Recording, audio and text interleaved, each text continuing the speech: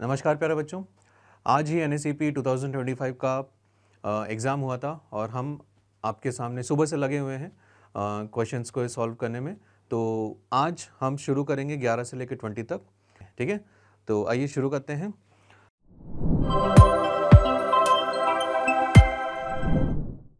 पहला जो क्वेश्चन है वो बहुत ही सिंपल क्वेश्चन है। आई थिंक जेईई में आया हुआ है और आप लोगों ने इसको पहले से देखा हुआ था। तो इस क्वेश्चन में उन्होंने बोला है कि रिटार्डेशन है kv स्क्वायर, राइट। तो आप इसमें क्या करेंगे, यहाँ पे वैल्यू लिख देंगे कि dv by d t is equal to ये हो जाएगा minus K into v square, right. तो dv by v square this will be equal to minus K d t, right. इसको आप इंटीग्रेट कर दीजिएगा। जब टाइम 0 था तो क्वेश्चन ने बोला है कि वेलोसिटी u रहेगी और जब टाइम t होगा तो वेलोसिटी उसकी v हो जाएगी, ठीक है। यहाँ से आपको सॉल्व होके ये कुछ ऐसा मिल जाएगा into k into t, right. 1 by v minus 1 by u is equal to k t. तो आप क्या करना, यहाँ पे v का फंक्शन निकाल लेना, ठीक है।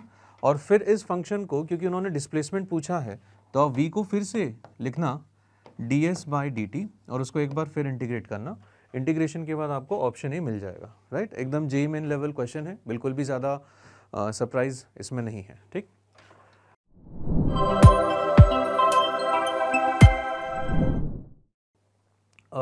अब देखते हैं एक और अच्छा सवाल, ये वाला।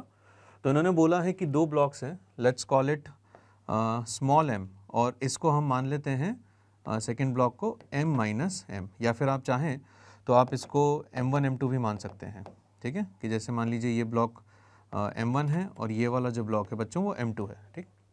तो इन्होंने बोला है कि एक स्ट्रिंग जा रही है, दोनों ब्लॉक्स हैं, इसमें अपन टेंशन निकाल सकते हैं। टेंशन की बात हो रही है क्वेश्चन में, तो वो होगा 2m1 m2 upon m1 plus m2 into g, right. Question ने बोला है कि टोटल मास को कांस्टेंट रखना है, तो मैंने m1 प्लस m2 को कैपिटल M कर दिया और टेंशन को जो है इस तरीके से लिख दिया। जो स्टैंडर्ड फॉर्मूला होता है वो हमें याद भी रहता है, ठीक। बात करें एक्सेलरेशन की, तो मैं मान रहा हूँ कुछ भी आप मान लीजिए, कोई किसी भी मास को बड़ा मान लीजिए, उससे फ़र्क नहीं पड़ने वाला। तो मैंने इसका एक्सेलरेशन लिख दिया m1 माइनस या m2 minus m1 upon total mass की वैल्यू को आप लिख दीजिए g, राइट। ये आपका एक्सेलरेशन यहाँ पे आ गया, ठीक है।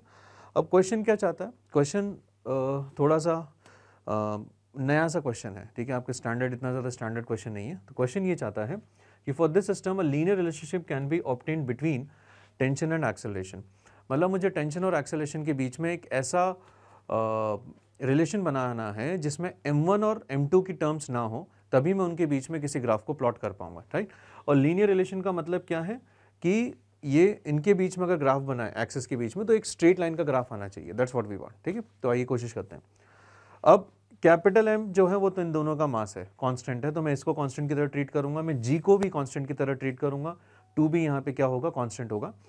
दैट मीन्स मुझे m1 m2 और m2 माइनस m1 यहाँ पे इन चीज़ों को एलिमिनेट करना है, ठीक है। इनको अपने को एलिमिनेट करना है। तो मैं यहाँ पे क्या लिखूंगा बच्चों कि एक्सेलरेशन इनटू जो g बाई m है, इसको कुछ आप अल्फा मान लीजिए, ठीक है। और m2 माइनस m1 को मैं लिख दूंगा, m2 माइनस m1 को कि m1 प्लस m2 का whole square minus 4m1 m2, ठीक है। और यहीं पे क्वेश्चन ने दम तोड़ चुका। कैसे कि acceleration is equal to alpha, जो ये वाला टर्म है वो तो कैसा है, कांस्टेंट है, m स्क्वायर। और जो m1 m2 है वो कहाँ से मिलेगा आपको, यहाँ से m1 m2 होगा m t बाई 2g, ठीक है। तो m t by 2g, right. ये बन गया आपके पास। तो अब सोचो कि ये पूरा टर्म कांस्टेंट है, ये कांस्टेंट है, ये कांस्टेंट है, और आप दोनों तरफ स्क्वायर कर दो तो आपको ऐसा दिखेगा alpha square is equal to some constant minus some another constant beta into t, right. तो ए स्क्वायर और टी में आप देख लीजिए स्ट्रेट लाइन का फंक्शन आ गया, तो आंसर इसमें क्या आएगा बच्चों, डी आएगा, ठीक। थोड़ा सा नया सवाल था, बढ़ते हैं आगे।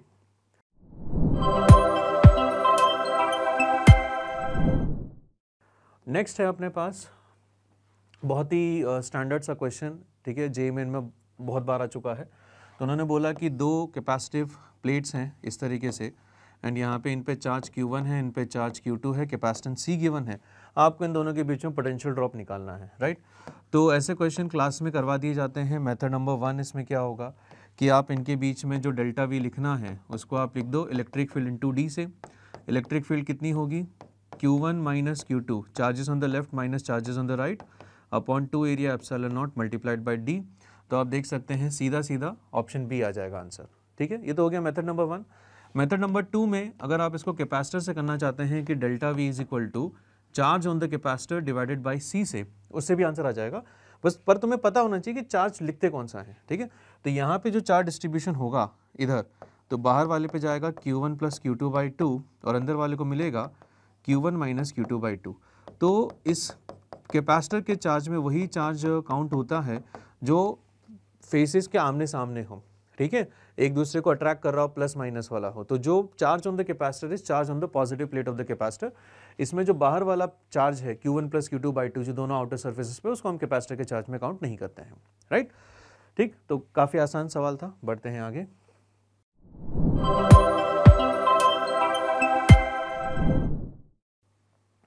ठीक है, नेक्स्ट क्वेश्चन भी थोड़ा सा इंटरेस्टिंग सवाल है आसान ही। आइए इसको समझते हैं। इसके सोल्यूशन में मैंने 2 मेथड दिए हैं। अभी मैं एक आसान वाले मेथड से कर रहा हूँ जिससे आंसर फटाफट आएगा। पर हाँ, एक और मेथड है काइनेमेटिक्स वाला, रिलेटिव मोशन से सॉल्व किया हुआ, वो भी आपको जो सोल्यूशन हम लॉन्च करेंगे उसमें मिल जाएगा। ठीक है, तो देखिए क्वेश्चन क्या है। उन्होंने बोला कि जब ब्लॉक, जो बड़ा ब्लॉक है और पी आपने यहाँ पे कुछ ऐसा सपोर्ट लगा रखा है, एक पेग लगा रखा है ताकि ब्लॉक जो है उसको क्रॉस करके नहीं जा सकता, तो हम ब्लॉक को हम एक रेस्ट पे मानेंगे। ये बुलेट आके इस पे हिट करेगी, तो मैं बोल रहा हूँ कि यहाँ पे जो इसके ऊपर रिटार्डिंग फोर्स लगा होगा, ठीक है, जो इनके बीच में रिटार्डिंग फोर्स लगा होगा उसको मैं बोल देता हूँ कि वो F0 है। ठीक है, रिटार्डिंग फोर्स जो लगा होगा वो F0 है, जो फिजिकल रेजिस्टेंस उसको मिला होगा बुलेट को, राइट, और उसको अपन कांस्टेंट मान के चल रहे हैं। तो रिटार्डिंग फोर्स की वजह से जो इसका वर्क डन आएगा वो कितना आएगा, minus F0 into S. Right, this is मतलब मेथड नंबर 1। और उसमें पहला स्टेप क्या है, केस 1 कि उसने वर्क किया और ये कैपिटल एम मूव नहीं किया, स्मॉल एम रेस्ट पे आ गया। तो स्मॉल एम की जो चेंज इन काइनेटिक एनर्जी है वो कितनी होगी, minus m u square by 2। मैं मान लेता हूँ कि इनिशियली ये यू वेलोसिटी से चल रहा है।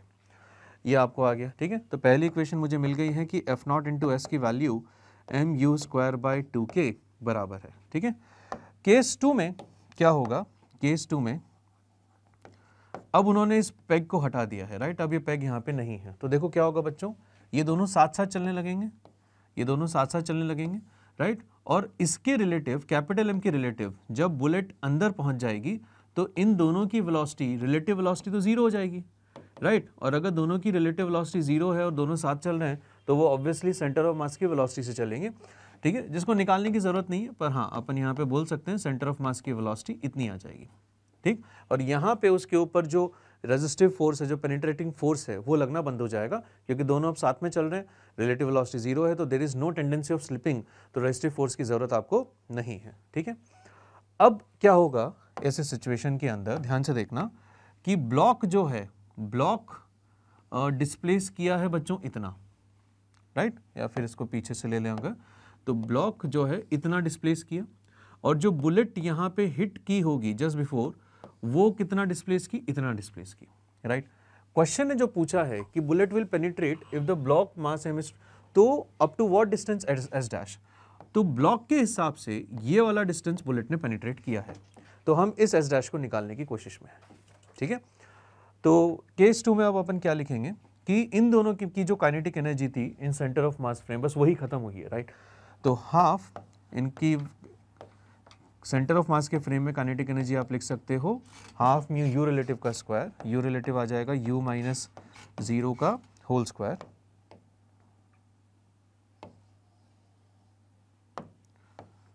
u माइनस 0 का whole square, and it will be equal to, ठीक है, ये अपना लॉस इन काइनेटिक एनर्जी था। राइट, ये जो काइनेटिक एनर्जी का लॉस है, राइट, ये किसने उठाया होगा, उस पेनिट्रेटिंग फोर्स ने जो वर्क किया होगा। अब वो एक इंटरनल फोर्स है, ठीक ना, समझना, वो एक इंटरनल फोर्स है। उसने दो ऑब्जेक्ट्स के ऊपर वर्क किया, उसने बुलेट के ऊपर भी वर्क किया और उसने कैपिटल एम के ऊपर भी वर्क किया। राइट, तो अपन यहाँ पे लिखेंगे कि work done on the bullet वो कितना होगा, F0 इंटू, देखो कितना डिस्प्लेसमेंट हुआ, वो यहाँ से यहाँ तक तो था SM displacement of the block, ठीक है, प्लस वो थोड़ा सा एक्स्ट्रा और चला S डैश, समझ गए। ठीक है, और अगर अपन यहाँ पे चेंज इन काइनेटिक एनर्जी लिखें तो चेंज इन काइनेटिक एनर्जी इतनी आ जाएगी माइनस में, और ये वर्क डन हुआ बुलेट के ऊपर, जो कैपिटल M है उसके ऊपर वर्क डन पॉजिटिव आएगा और वो आ जाएगा F0 इंटू SM। तो फाइनली आपको जो इधर मिलेगा वो मिलेगा कितना, minus f not into s dash, और वो minus f not into s dash किसके बराबर है, half m m upon m plus m into u relative square, ठीक है। और एफ नॉट इंटू एस खुद कितना है, एम यू स्क्वायर, राइट। तो आप जब इसको यहाँ पे सब्सटीट्यूट करेंगे ना तो सीधा सीधा आपका आंसर डी आ जाएगा बच्चों। क्लियर है, आसान क्वेश्चन था, सिंपल क्वेश्चन था, ठीक है। पर आपको यहाँ पे अजम्पशन ये लेना पड़ेगा कि दोनों ही केस में जो पेनिट्रेशन की वजह से जो फोर्स आया है, जो रेस्टिव फोर्स आया है, उसका मैग्नीट्यूड हमने सेम माना है, एंड क्वेश्चन ने भी इसी अजम्पशन को रखते हुए आंसर किया होगा, ठीक है। बढ़ते हैं आगे।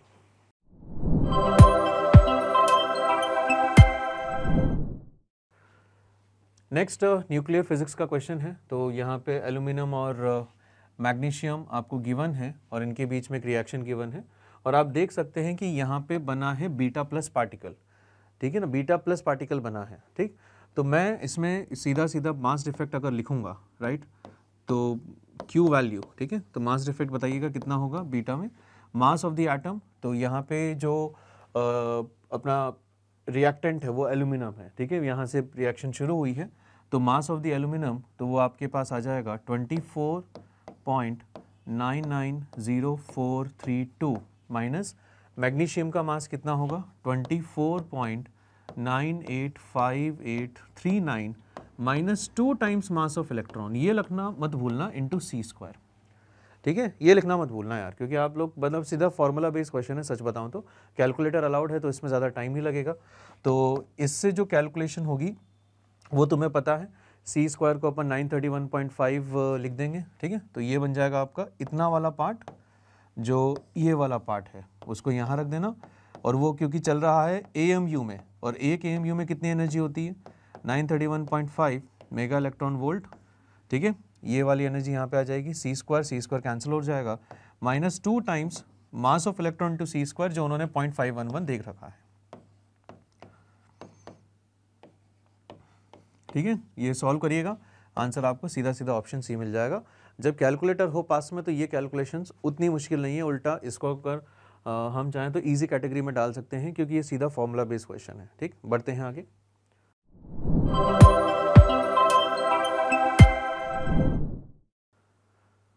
नेक्स्ट है एक और काइनेमेटिक्स का आसान सा सवाल, जिसमें उन्होंने बोला है मतलब एनएलएम का आसान question, block of mass m lying on rough horizontal plane acted upon by a horizontal force P simultaneously by another force Q acting at an angle theta from vertical as shown, the block will remain in equilibrium if the coefficient of friction between the block and the surface would be, ठीक है। Equilibrium का मतलब ये है, equilibrium का मतलब ये है कि इसके ऊपर जो भी ड्राइविंग फोर्स है वो लिमिटिंग फ्रिक्शन से कम होना चाहिए भाई, सिंपल सी बात। तो ड्राइविंग फोर्स मैं यहाँ पे लिखूंगा कि ड्राइविंग फोर्स की वैल्यू होगी P plus Q sine theta, ठीक है, और इसकी वैल्यू लिमिटिंग फ्रिक्शन से कम होनी चाहिए। लिमिटिंग फ्रिक्शन होगा अपना म्यू इंटू नॉर्मल, नॉर्मल की वैल्यू देखो कितनी आएगी, नॉर्मल mg को तो बैलेंस कर ही रहा है, साथ ही साथ q cos थीटा को भी बैलेंस कर रहा है, तो ये आ जाएगा mg plus q cos theta, ठीक है। तो म्यू की वैल्यू ज़्यादा होनी चाहिए किससे, p plus Q sine theta divided by mg plus q cos theta, ठीक है। और उन्होंने बोला है कि एटलीस्ट कितना हो, एटलीस्ट भाई साहब इतना होना चाहिए p प्लस क्यू, ठीक है। तो ये मैच कर गया, बहुत ही आसान सवाल, एक लाइन में क्वेश्चन, ठीक है, आंसर आ रहा है, करने लायक क्वेश्चन था।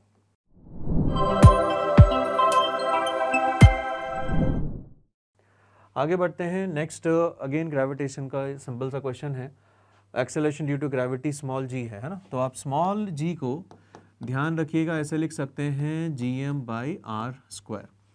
रेडियस ऑफ अर्थ दे दिया है, स्मॉल बॉडी है, ठीक है, हाइट उन्होंने r/5 दे दी। तो देखो इसमें जो mgh का ऑप्शन दे रखा है बच्चों, तो साफ साफ ही गलत है, ये आपको भी समझना चाहिए, क्योंकि जब हाइट कंपेरेबल हो जाती है रेडियस ऑफ अर्थ के तो हम mgh वाला फॉर्मूला यूज़ नहीं कर सकते हैं, ठीक है।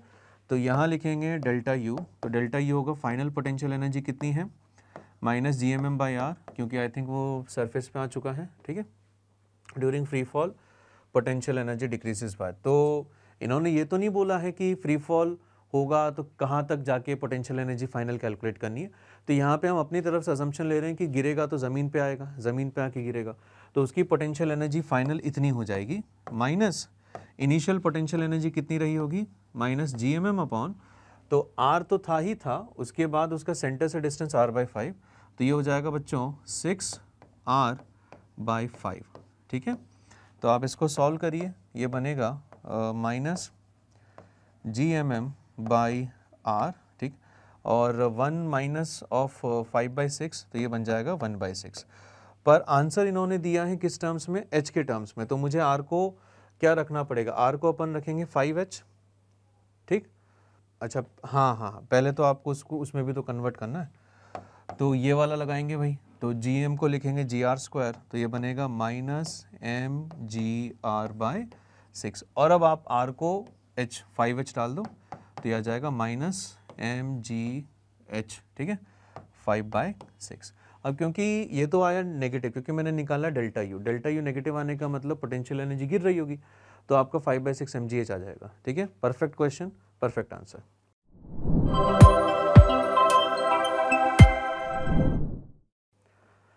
नेक्स्ट बढ़ते हैं नेक्स्ट क्वेश्चन पे। बहुत ही आसान सा क्वेश्चन है, सर्कुलर मोशन का टोटल एक्सेलरेशन पूछा गया, मैग्नीट्यूड ऑफ एक्सेलरेशन, तो वो कितना होगा, वो होगा AC² + AT², right.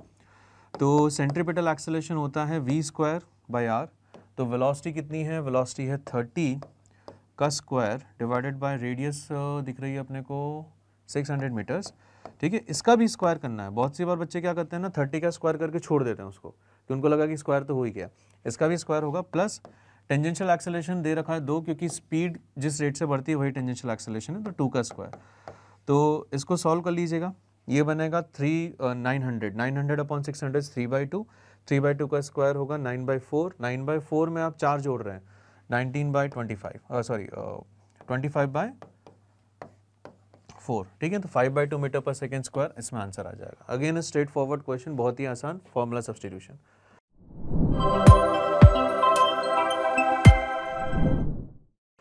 Next question, हाँ ये वाला जो क्वेश्चन है ये थोड़ा सा परेशान करता है, और इसमें थोड़ी सी जो कैलकुलेशंस है वो आपको करनी पड़ेगी, यहाँ पेन चलाना ही पड़ेगा, इसका और कोई मतलब शॉर्टकट नहीं है, ठीक।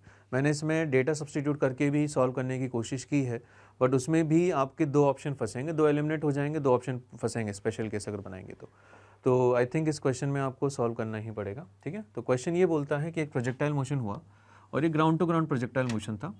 किसी टाइम t1 पे जो हाइट थी बच्चों वो h1 थी, और किसी टाइम t2 पे जो हाइट थी वो कितनी थी, h2 थी, राइट। तो पहली इक्वेशन तो अपन यहाँ पे जानते हैं कि टाइम ऑफ फ्लाइट की वैल्यू होगी 2uy/g। That's what the question is asking, कि अपने को टाइम ऑफ फ्लाइट निकालना है। अब टाइम ऑफ फ्लाइट में मुझे ना तो इनिशियल वेलोसिटी पता है, ना ही मुझे g पता है, तो मुझे इन दोनों को सॉल्व करके निकालना पड़ेगा, ठीक है। इन दोनों को सॉल्व करके अपने को निकालना पड़ेगा, तो आइए कोशिश करते हैं, ठीक। पहली इक्वेशन जो या सेकंड इक्वेशन जो लिखेंगे अपन t1 टाइम के लिए, तो वो सिंपली हो जाएगी h1 is equal to initial velocity into t1 minus g/2 into t1 square, right. ये इक्वेशन आपके पास आ गई। एंड यहीं पे एक और इक्वेशन अगर अपन देखें तो वो हो जाएगी h2 is equal to uy into t2 minus g/2 into t2 square, ठीक है। अब आप क्या करो, इस वाली इक्वेशन में ना, मतलब मुझे uy भी चाहिए, मुझे g भी चाहिए, और मेरे पास ये 2 इक्वेशन है। 2 इक्वेशन में आप देखो वेरिएबल कौन है, अभी अपने को g भी नहीं पता, क्योंकि आंसर में g नहीं दिया हुआ है, तो आपको g भी एलिमिनेट करना है और uy भी एलिमिनेट करना है। g और uy निकालने के लिए 2 अननोन है, तो 2 इक्वेशन उसने दे दी कि भैया तुम h1 t1 h2 t2 में खेलो और अपने uy और g अलग से निकालो। तो uy और g निकालने के लिए क्या करेंगे, पहले तो uy को एलिमिनेट करते हैं। तो uy कैसे एलिमिनेट होगा, पूरी इक्वेशन को डिवाइड कर दो t1 से, ठीक। तो ये आपका हो गया uy minus g/2 into t1, और इधर हो जाएगा h2/t2 is equal to uy minus g/2 into t2, ठीक है।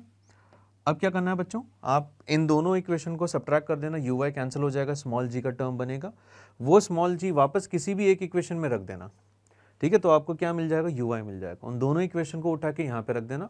इतनी मेहनत भाई साहब करवा रहा है जी, तो इतनी मेहनत आप करिए, और इसको सॉल्व करने के बाद आपको ऑप्शन ए आंसर आ जाएगा, ठीक है।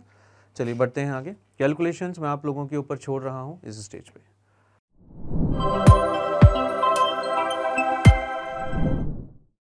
नेक्स्ट क्वेश्चन है क्वेश्चन नंबर 20। बहुत ही थोड़ा सा मुझे इसी प्रॉब्लमेटिक लगा इस क्वेश्चन में, क्योंकि डेटा इनसफिशिएंसी का केस मुझे नज़र आ रहा है। तो उन्होंने बोला है कि plate of mass M is place horizontal frictionless surface, ठीक है। तो ये वाला जो सरफेस है ये तो स्मूथ है। Block of mass M is place on the plate, coefficient of dynamic friction वगैरह कुछ कुछ दे दिया इन्होंने, मतलब between the block and the plate जो है वो म्यू है, ठीक है। और पूछा है कि भैया बताओ एक्सेलरेशन ऑफ प्लेट, जो नीचे वाली प्लेट है उसका एक्सेलरेशन कितना होगा। अब यार देखो दो चीज़ें हैं, ठीक। यहाँ पे इन्होंने मास के बारे में कुछ अपने को कमेंट नहीं किया है, तो हम क्या करेंगे कि सबसे पहले तो मान लेंगे स्टेप नंबर 1 कि assume no slipping, right, assume no slipping. तो जो कॉमन एक्सेलरेशन इन दोनों का आएगा वो आएगा 2 mu m g upon m plus m, ये आपका टोटल एक्सेलरेशन आ गया, कॉमन एक्सेलरेशन, ठीक। पर अभी जो एक्सेलरेशन आया वो डिपेंड करता है कि फ्रिक्शन उतना दे पाएगा नहीं दे पाएगा। तो इस कंडीशन के लिए हम रिक्वायर्ड फ्रिक्शन की वैल्यू देखते हैं। तो कैपिटल एम का अगर आपने एफवीडी बनाया इस कैपिटल एम का, तो कैपिटल एम के ऊपर से नॉर्मल फोर्स आएगा और फ्रिक्शन इस पे लगेगा आगे, बाकी एम जी नॉर्मल इसका खुद लग ही रहा है। तो इस फ्रिक्शन की वैल्यू, ठीक है, निकल के आई एम इंटू ए। और ये जो फ्रिक्शन है ये फ्रिक्शन कौन सा है, this is the required friction या this is the friction needed for no slipping.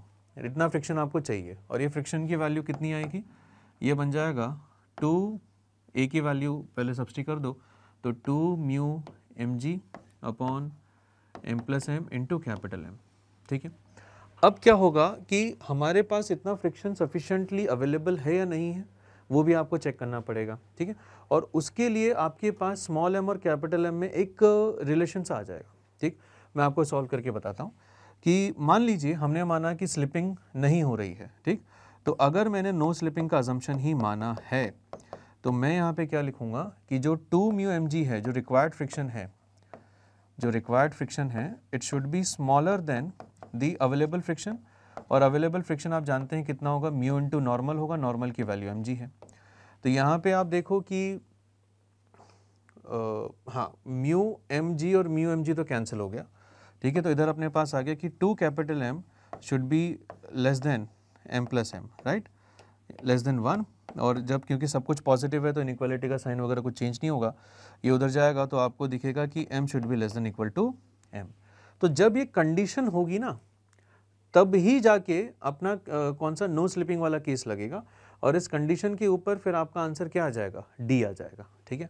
अगर आप मानो कि स्लिपिंग हो रही है, अनदर केस यहाँ पे कि यस स्लिपिंग इज हैपनिंग, तो अगर बच्चों स्लिपिंग हो गई आप इसी चीज़ में इनइक्वालिटी को चेंज कर देना और उसके हिसाब से आपको कैपिटल एम की वैल्यू स्मॉल एम से ज़्यादा आती हुई दिख जाएगी, ठीक है।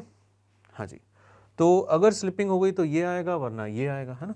तो अब मैं कंफ्यूज हूँ, अगर एग्जाम में मुझे मार्क करना है तो या तो जेई को 2 एनएससीपी को 2 क्वेश्चन आंसर देने चाहिए, पर फिर भी एग्जाम में मुझे कुछ एक्शन तो लेना पड़ेगा। मन ही मन मत सोचना कि मैं तो कुछ नहीं करूँगा, 2 आंसर आ रहे हैं तो मैं छोड़ देता हूँ, बोनस हो जाएगा, नहीं, ऐसा मत सोचो। आपको वहाँ पे एक एक्शन लेना है। इन दोनों में से अगर मैं डायग्राम को देखूँ तो मुझे कैपिटल एम ज़्यादा हैवी लग रहा है, क्योंकि कैपिटल एम के डायमेंशंस उन्होंने ज़्यादा बड़े बनाए। और अगर कैपिटल एम ज़्यादा हैवी है बच्चों तो उस केस में स्लिपिंग होगी तो फ्रिक्शन आ जाएगा काइनेटिक फ्रिक्शन आया तो नीचे वाले ब्लॉक का जो मास है वो आपको, जो एक्सेलरेशन है वो ए ऑप्शन के रूप में दिख जाएगा, ठीक। तो मेरे हिसाब से आंसर इसका ए, मैं होता अगर एग्जाम में तो ए मार्क करके आता, but as a teacher, as a मतलब अगर फिजिक्स के कॉन्सेप्ट्स को यहाँ पे देखा जाए तो डेटा इनसफिशिएंसी मेरे को लगती है, ठीक।